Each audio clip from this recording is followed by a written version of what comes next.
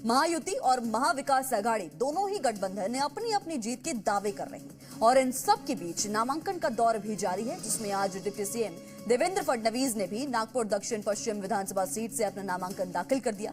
तो वहीं बाबा सिद्दीकी के बेटे जीशान सिद्दीकी अजित पवार की एनसीपी में शामिल हो गए, जिन्हें बांद्रा ईस्ट सीट से उम्मीदवार बनाया गया है।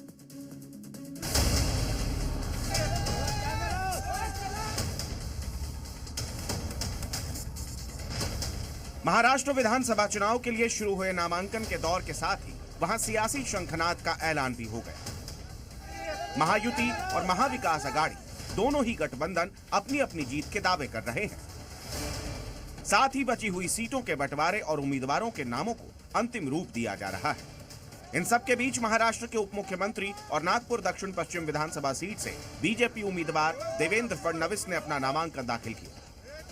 नामांकन दाखिल करने से पहले उन्होंने केंद्रीय मंत्री नितिन गडकरी के घर जाकर उनसे मुलाकात की, जहां उनके परिवार ने तिलक लगाकर आरती की और नामांकन के लिए आशीर्वाद दिया। इसके बाद देवेंद्र फडणवीस नामांकन के लिए गए, जिसमें उन्होंने पहले रोड शो करते हुए एक तरह से अपना शक्ति प्रदर्शन किया। इस दौरान बड़ी संख्या में पार्टी समर्थक शामिल हुए, जिन्हें देखकर फडणवीस भी काफी खुश नजर आए। सभी का बहुत बहुत आभार व्यक्त करता हूं कि उन्होंने फिर एक बार मुझ पर विश्वास जताया और छठी बार मुझे विधानसभा का टिकट दिया है।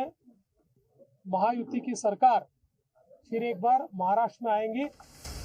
महाराष्ट्र के सियासी संग्राम में बाबा सिद्दीकी के बेटे जीशान सिद्दीकी भी ताल ठोक रहे हैं, जो अजित पवार की एनसीपी में शामिल हुए हैं और बांद्रा ईस्ट सीट से उम्मीदवार हैं। बाबा सिद्दीकी की मौत के बाद जी न्यूज से खास बातचीत में जीशान सिद्दीकी ने पिता की हत्या और एनसीपी में शामिल होने की वजह भी बताई। महाविकास आघाड़ी ने तो कैंडिडेट भी डिक्लेयर कर दिया कांग्रेस का। सिटिंग एमएलए होने के नाते फिर भी कांग्रेस को सीट नहीं गई। इस कठिन समय में भी मेरे साथ जो राजनीति हुई है वो मेरा दिल जानता है, पर ठीक है, वो उसका जवाब जनता वोट से देगी और आप देखेंगे कि मैं रिकॉर्ड मार्जिन से वांद्रपुर से जीत के आऊंगा। इस सियासी हलचल के बीच मुख्यमंत्री एकनाथ शिंदे के नेतृत्व वाले शिवसेना गुट ने राज्यसभा सांसद मिलिंद देवड़ा को वर्ली से टिकट दे दिया, जिससे मुकाबला और रोचक हो गया। वो इसीलिए क्योंकि इसी सीट से देवड़ा के सामने उद्धव ठाकरे के बेटे आदित्य ठाकरे चुनावी मैदान में है। देवड़ा के नाम का ऐलान आदित्य ठाकरे के नामांकन दाखिल करने के एक दिन बाद हुआ। मिलिंद देवड़ा फिलहाल राज्यसभा सदस्य हैं और दक्षिण मुंबई से 3 बार सांसद रह चुके हैं। मुंबई से अंकुर त्यागी के साथ ब्यूरो रिपोर्ट, जी मीडिया।